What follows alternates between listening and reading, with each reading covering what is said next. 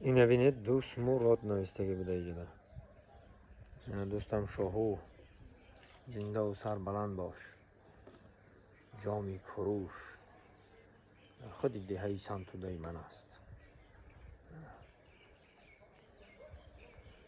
زنده باش، سر بلند باش دوستم شاهو. خداوند بزرگ دستتان در دانه بیند. هر چه که میبینید ای چوی برادر، ای چو زنده باش. این با در تگش نامش نوشتگی است، در تگش شاهو نوشتگی. دیگه خواستم یک تشکر کنم دوستی عزیز من شاهو را. زنده و سربلند باش. همه کاراش ای چوی یک بدون پیج میره، یک اینستاگرام میره اینطوری صحبت کنی، یک بدون دیده برای این بهترین هنر را داره شاهو. زنده باش. انا دوستای عزیز طول یک ماه در همه جا مهمانی دعوت هستیم. اساتید بلاگرها باید که همه جاش را اشتراک کنیم. همه جا به حیث مهمانی دعوت هستیم. خدا نصیب کنه که نه هم عمر اومده مایده طرف دوشنبه میره. خالداربای این دوست عزیزم مول های کده است. چی بلو مول های کده است؟ مالوانی پادوانی چه زور کاری خالداربای شناخته نخه. خالداربای دوستم حکای بوبی اینا یک مول گرفتیم مول چرانده بهترین کار. ما همیشه گفت که اینجا بگم اینجا دینای خالداربای مول کیسه مول چرانده است. ندیم بول نگین که صنعتکارا هنرمندا کار نمیکنه. هنرمندا اینو سر شگری خو همین هنرمند مردم نشاو خوای نه روزی نه ایسش مال ایس خفای کار زنده باشی دوستم. از اون رحمت من با یه چیز دیگه امروز اومدم که در دهه سنتوده در ناحیه دنقره مهمان می اومده. این همه رئیس جماعت رو دیگه آره مهمان قبول میکنه. چی بلا رئیس نصیب خدا خواه بهترین زنده و سربلند باشه. اینا همه آمادگی دهه سنتوده دیدیم برادرها. اینا ای طرف زمینا همه سرسبز گلریز و زیبا. البته که مهمانا رو قبول میکنن. امروز پیشوای میلادمون در ناحیه دنقره مهمون میشوه. همه دهه ها در نماینده هاش اینو ببینین که آبادی رو ببینین. سحر روز خطی زنده باش برای کار رئیس جان. سلامت باش. خدا نگهبان تو. مایل بچه‌ها پناه خدا تا دیدن. بیا همه دوست میان نشون بتم همین به آره دوستی من این مهنتای دوستی من به این سبزی رو به این گل کرم به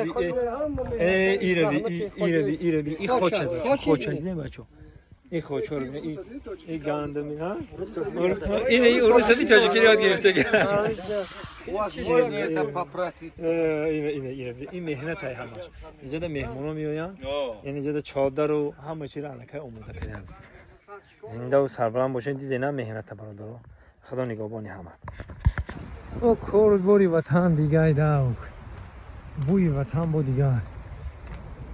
گلوسه برگزاری وطن بود دیگه.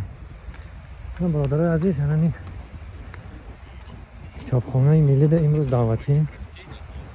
کتابخانه رو میبینیم. چی گپ خبره؟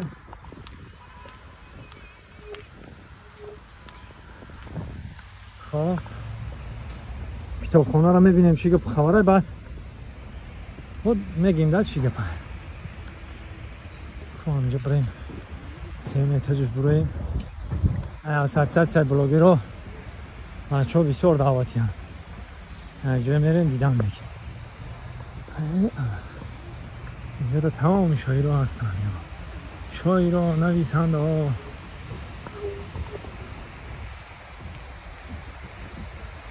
بهتری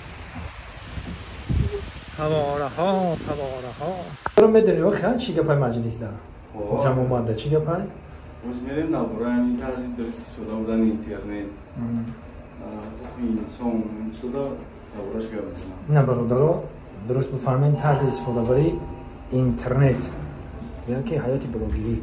اینا اومدیم داریم همین کتابخانه ملی داریم. اینجا در خط هرون این کتابخانه اینا همه بلاگرام همه کسا رفتستیم داریم کتابخانه ملی. سلام علیکم. خوب هستی اکا جان؟ تنجی کارو خوبه همه طرفت اینج. سلام علیکم.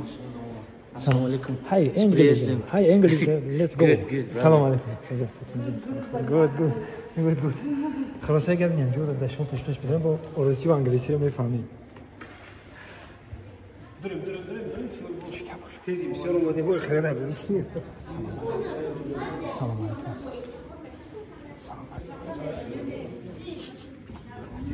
Assalomu alaykum. Uzun.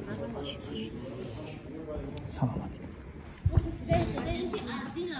چی در خاطرش ما بیشتر نقش بست این طرف فکراشو نگفتن شما بچه اینو رو مادگی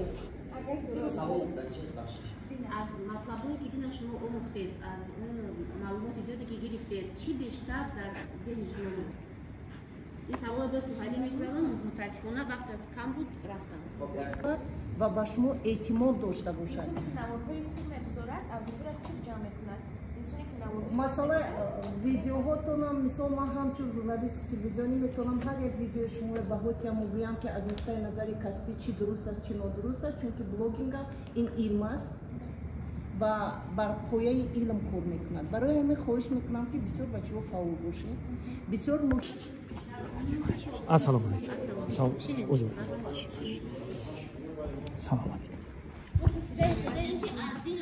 چی در خاطرش ما بیشتر نقش بست این طرف فکراشو نگفتن شما بچه اینو رو مادگی